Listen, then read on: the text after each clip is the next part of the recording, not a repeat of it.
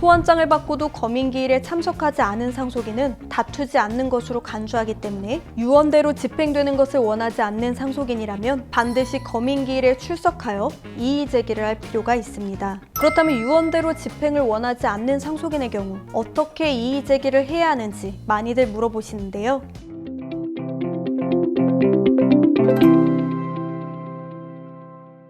안녕하세요. 상속 전문 변호사 유지은입니다. 상속에 있어 망인의 유언은 다른 무엇보다도 우선하기 때문에 고인이 사망하면 가장 먼저 유언이 존재하는지 확인할 필요가 있는데요. 제가 이미 다른 영상에서 유언의 방식과 유언이 유효하기 위해 갖춰야 하는 몇 가지 요건들에 대해 말씀드린 바 있으니 이 부분은 상단의 영상 참고하시고 오늘은 유언을 집행하기 위해 필요한 절차에 대해 좀 더 상세히 알려드리는 시간을 갖도록 하겠습니다. 먼저 공정증서에 의한 유언을 제외한 자필증서나 녹음, 비밀증서에 의한 유언의 경우 그 유언을 집행하기 위해서는 반드시 유언 검인 절차를 거쳐야 합니다. 유언 검인 절차는 유언의 형식과 내용에 대해 모든 상속인들이 함께 확인하는 절차라고 이해하시면 되는데요. 이를 통해 유언의 진정성을 확보하고 추후 분쟁을 예방하는 데 그 이의를 두고 있습니다. 유언 증서를 가진 상속인이 법원에 유언 검인 심판 청구를 하게 되면 법원은 검인기일을 지정해 모든 상속인들에게 통지하게 되는데요. 검인기일의 청구인이 유언 증서 원본이나 녹음 파일을 지참해 출석하면 법원에서는 다른 상속인들과 함께 녹음 내용을 듣거나 유언의 형식을 검토하게 됩니다. 유언 검인은 유언 증서의 상태를 확인하고 위변조를 방지하여 그 증거를 보존하는 게 주 목적이기 때문에 유언의 유무효를 판단하거나 유언의 효력을 확정하는 절차는 아니라는 점을 눈여겨볼 필요가 있습니다.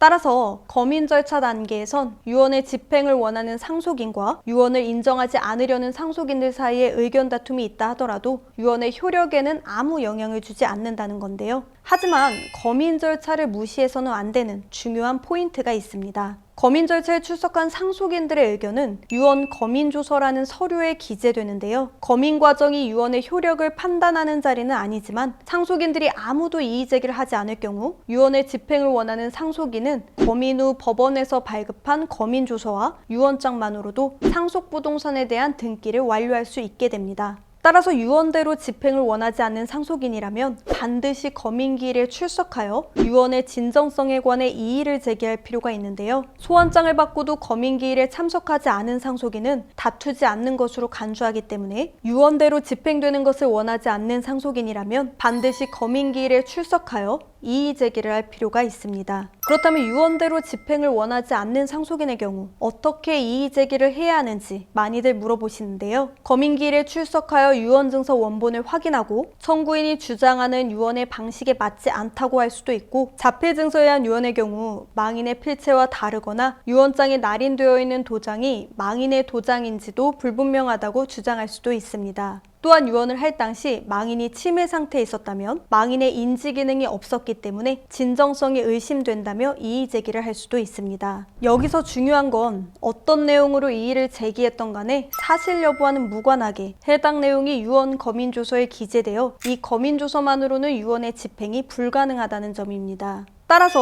유언을 집행하고자 하는 상속인은 유언 효력 확인의 소라는 별도의 소송을 제기해야 하는데요. 소의 이름에서도 유추가 가능하듯 유언 효력 확인의 소는 유언의 효력 유무에 관한 다툼이 있을 때 유언이 유효하다는 것을 법원에 확인해달라고 요청하는 소송입니다. 검인 절차에서는 판단하지 않았던 유언의 효력을 여기서 결정하게 되는데요. 유언의 방식과 유언자의 의사능력, 증인의 결격사유 유무를 심리하여 유언의 효력이 있는지를 결정하게 됩니다. 이 소송은 사실관계와 증거의 유무, 그리고 당사자의 주장에 따라 몇 달 만에 끝나기도 하고 몇 년이 걸릴 수도 있기 때문에 소송을 준비하는 사람의 대응이 무엇보다 중요합니다. 통상 유언 효력 확인의 소에서 다툼의 쟁점이 되는 내용들은 대동소이한데요. 첫 번째로 유언의 종류에 따른 방식을 제대로 지켰는지 여부입니다. 민법에 규정된 요건과 방식에 어긋난 유언은 설사 유언자의 진정한 의사에 합치하더라도 효력이 없기 때문에 각 종류에 따른 방식을 제대로 지켰는지 확인할 필요가 있습니다. 특히 자필증서에 의한 유언의 경우 유언장에 기재된 필적이 망인의 것이 맞는지 필적 감정을 통해 확인할 필요가 있고 날이 난 인감도 유언자의 사용인이 맞는지 확인할 필요가 있습니다.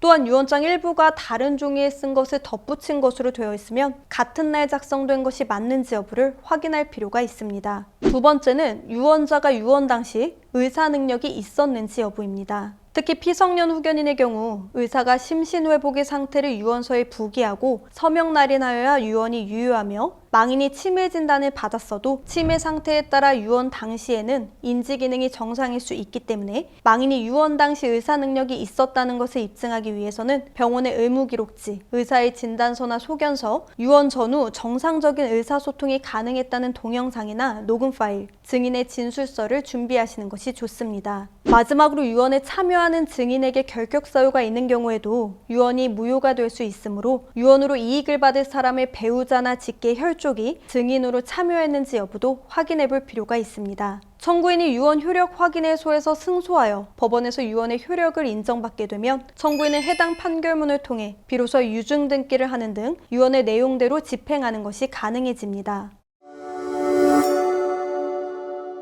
지금까지 유언을 집행하기 위해 필요한 절차로 유언 검인과 유언 효력 확인해소에 대해 설명드렸는데요. 설명드린 내용 외에도 유언의 집행과 관련해 더 궁금하신 사항 있으신 분들은 연락 주시면 도와드릴 수 있도록 하겠고요. 오늘 영상은 여기서 인사드리겠습니다. 끝까지 시청해 주셔서 감사드립니다.